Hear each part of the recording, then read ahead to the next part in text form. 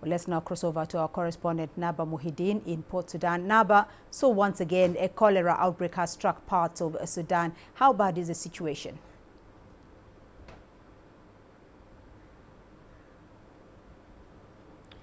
Actually, Beatrice, the situation right now is worrying and bad.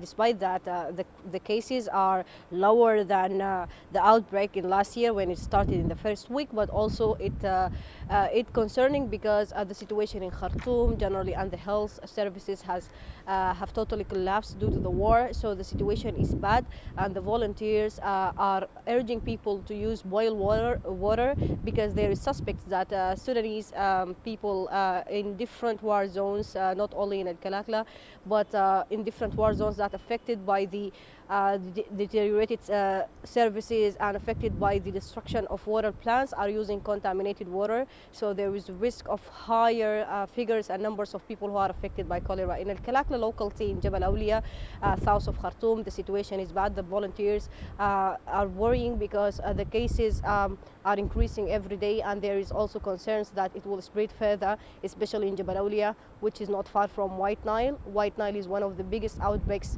biggest points and outbreaks. It starts from White Nile and then affects Khartoum. So the situation is bad, and volunteers are calling on the authorities, health authorities, and volunteers and NGOs to provide sanitation system, to provide people with necessary health needs, and also they are raising awareness against cholera. So they need urgent intervention by the authorities and NGOs to contain the situation, because if it is spreading Khartoum, if it is breeding Khartoum, that means that it will, of course, hit many states, and it's expected because rainy season is about to start. So cholera would be one of the biggest threat for the Sudanese people and the health system in the country.